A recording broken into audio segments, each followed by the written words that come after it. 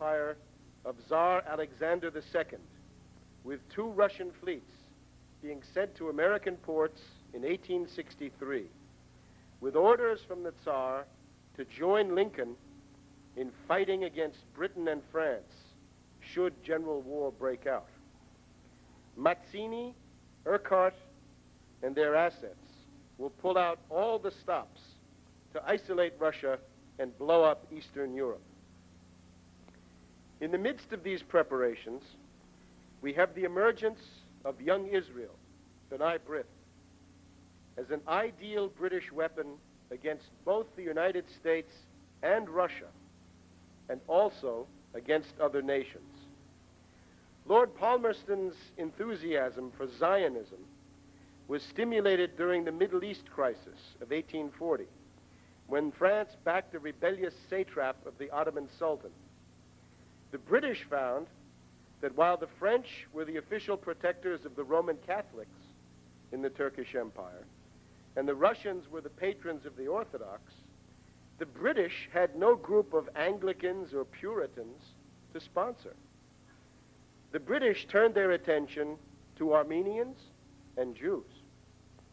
Palmerston ordered British diplomats to take Jewish communities under their protection. Lord Palmerston discovered that Britain was the natural guardian of the Jews. This gave the British a foot in the door in the Middle East and also in Russia, including Russian Poland, where 1/2 of world Jewry then resided. At this time, Palmerston's son-in-law, the Earl of Shaftesbury, wrote, "It may be safely asserted that the Jews contemplate a restoration to the soil of Palestine." Shaftesbury was talking through his hat. He admitted in his own report that many Jews would actually prefer a seat in the House of Commons in England to a seat under the vines and fig trees of Palestine. But the British resolve to force Jews to settle in Palestine was clear. The founder of Zionism in its modern British-sponsored form is not Theodor Herzl, as some say, but a certain Moses Hess. Hess is the man who converted Friedrich Engels to communism. Hess wrote parts of Marx's German ideology. In 1861, Hess will write Rome and Jerusalem, which attacks the great Moses Mendelssohn for the idea that Judaism is a religion and a culture. For Hess, Judaism is a race in the blood and soil sense of Mazzini. So now yet another of Palmerston's theme parks will open its doors.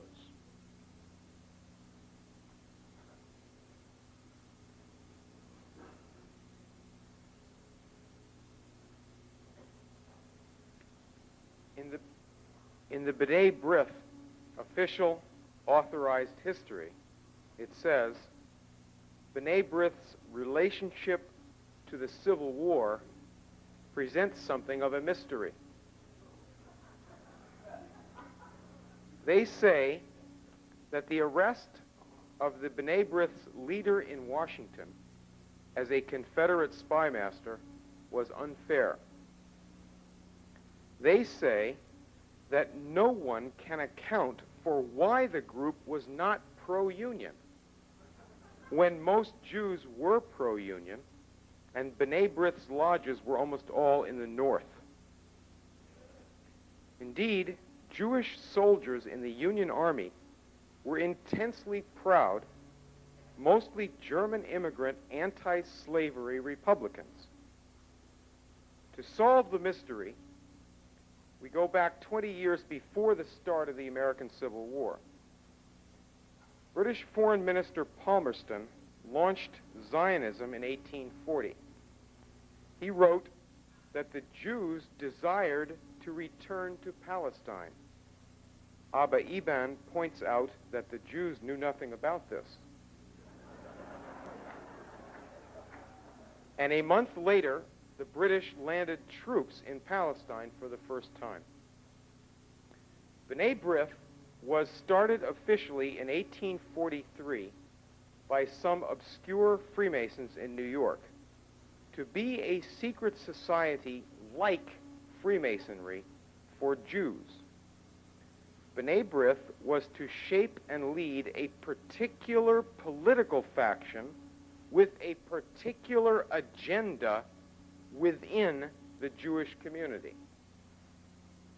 The agenda for this project came out in a famous speech given 2 years later at South Carolina College. The speaker was Edwin de Leon, from a Jewish family in South Carolina that was already notorious for its involvement in the slave trade and in Scottish Rite Freemasonry. De Leon was later a leader of the Confederate Secret Service. De Leon praised his teacher at the school, Thomas Cooper, an English atheist and Lord Shelburne's adventurer, who had first proposed that the South should secede from the Union. De Leon hailed Cooper as a tender-hearted religious heretic and an earnest disciple of the school of Bentham and Malthus. De Leon said, "There is a young Germany, a young France, and a young England. And why not a young America?" He told the students, "Any great civil convulsion comes from a source that is unexpected and obscure. In the French Revolution," he said, "the priests and nobles were only the flax with which the flame was kindled, but those who first applied the spark were the filthy, obscure savants of the Enlightenment." De Leon reminded the students that the actors in that drama were only its creatures, not its creators.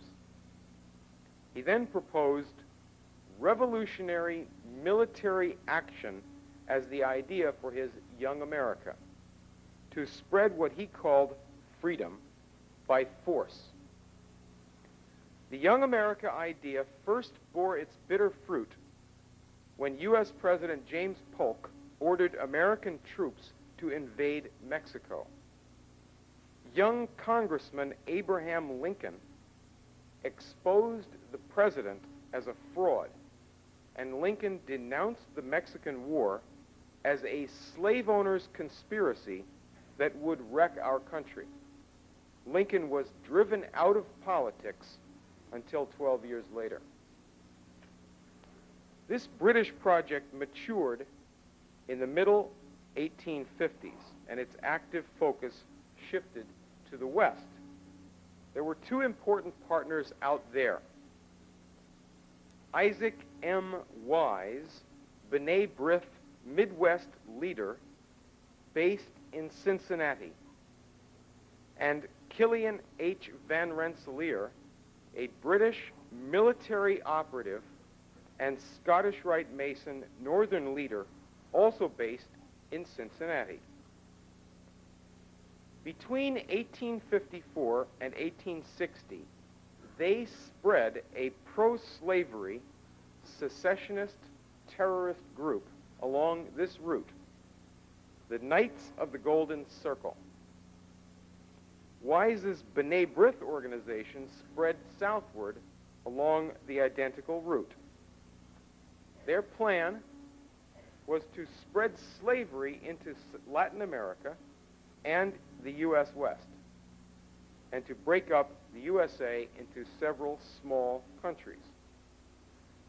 In Louisiana, United States Senator Judah Benjamin and Scottish Rite Southern Mason leader Albert Pike worked together on this terrorist secession project. There is a bust of Albert Pike in New Orleans, celebrating his work in that pre-war southern base for the Scottish Rite, the Knights, and the B'nai B'rith.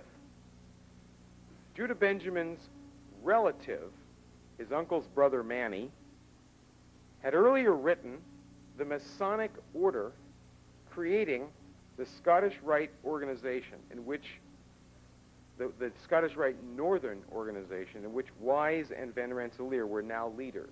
This order was written by Judah Benjamin's uncle's brother Manny. To start the Civil War, this pre-organized anti-Union terrorist force would strike for secession in the South. Those who stayed in the North during the war would be known as Copperheads, with headquarters in Ohio. Before the war, Isaac Wise had two B'nai B'rith local leaders in Cleveland, Simon Wolfe and Benjamin F. Paik-Soto. Wolfe and Paik-Soto also worked as political agents for Democratic Party boss August Belmont, the United States representative of the Rothschild banks, chief moneybags to the British Crown and British puppets. Banker Belmont paid for the Knights of the Golden Circle and Young America projects, which he helped plan while he was U.S. ambassador to the Netherlands. Benjamin Paik-Soto was editor of the Cleveland Plain Dealer, a violently pro-Copperhead newspaper that furious citizens forced to shut down during the war. Wolfe and Paik-Soto ran a Hebrew amateur acting group which included their non-Hebrew friend, John Wilkes Booth. The war started in 1861.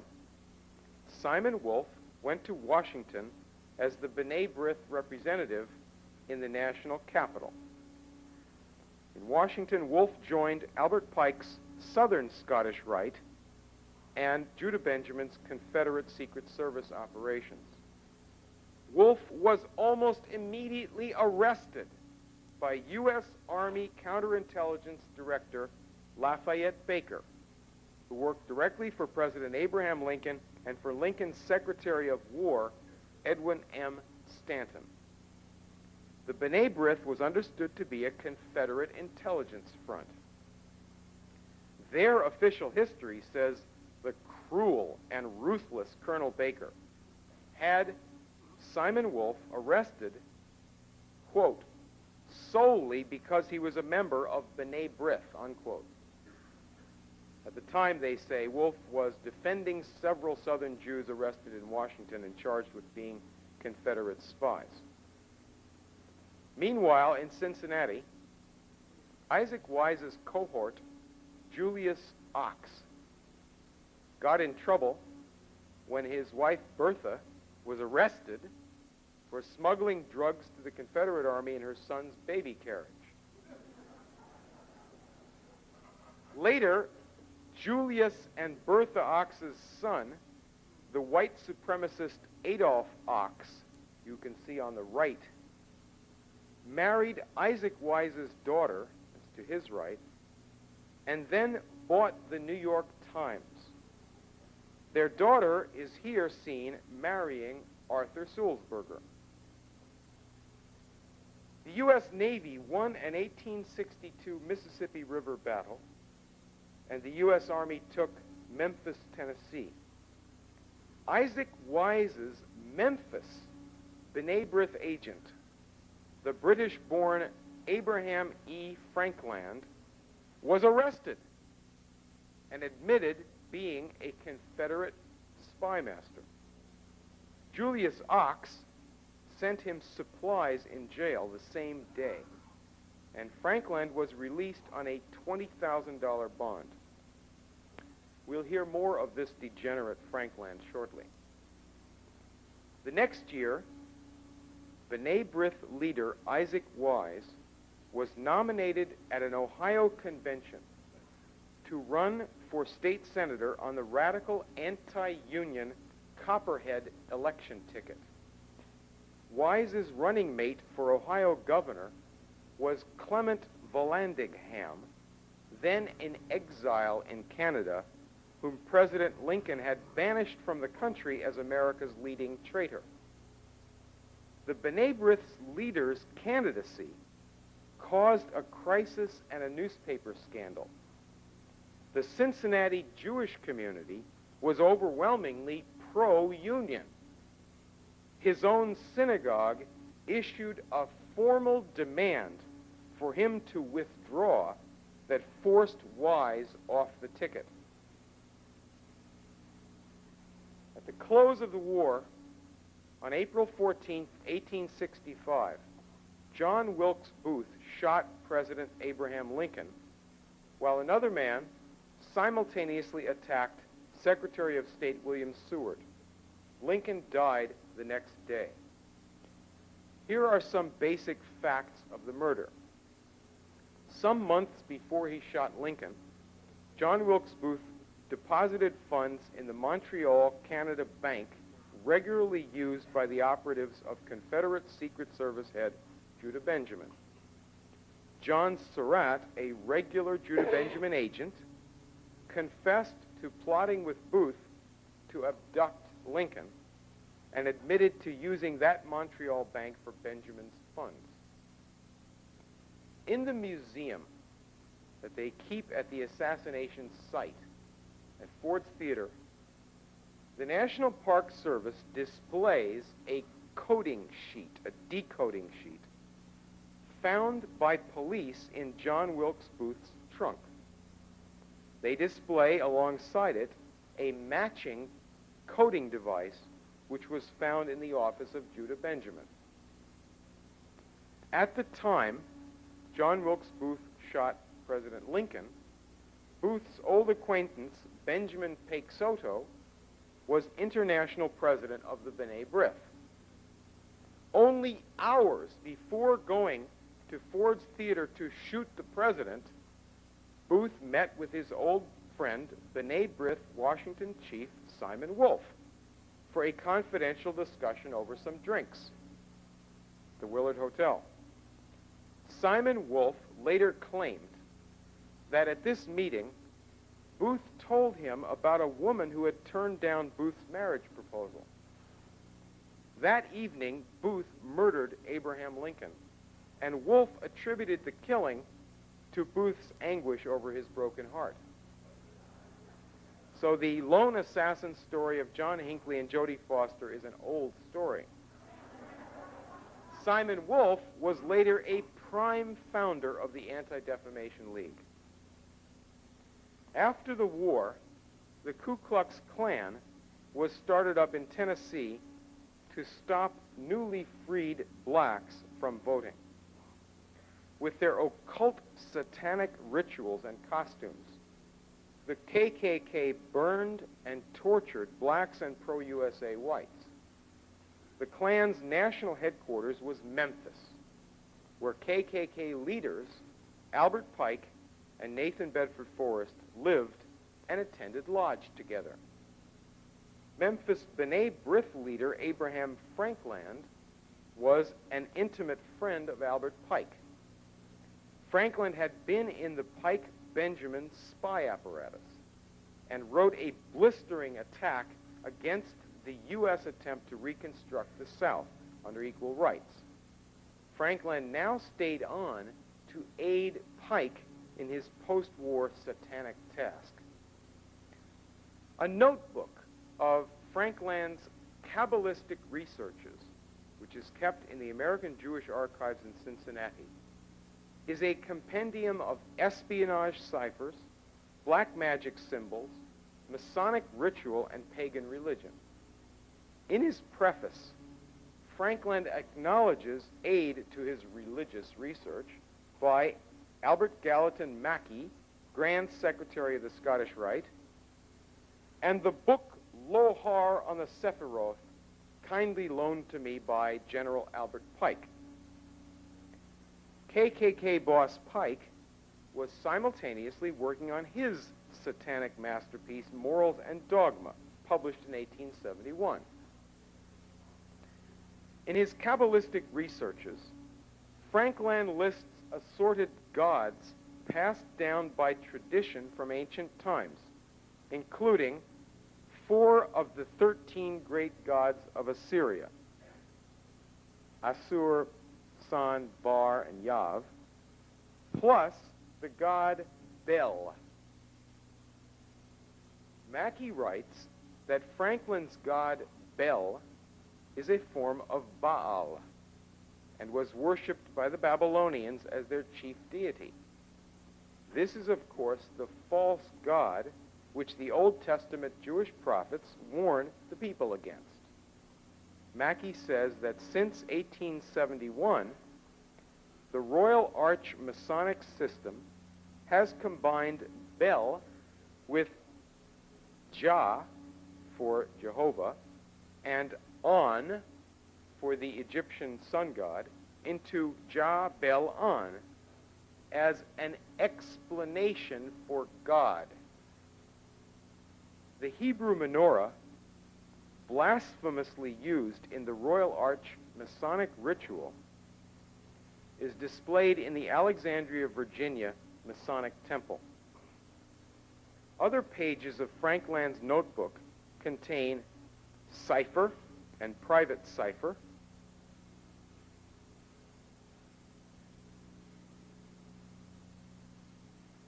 philosophical and hermetic alphabet,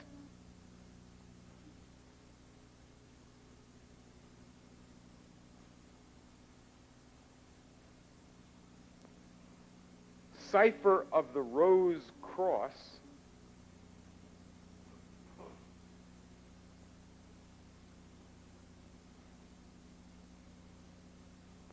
and 10 Kabbalistic spheres.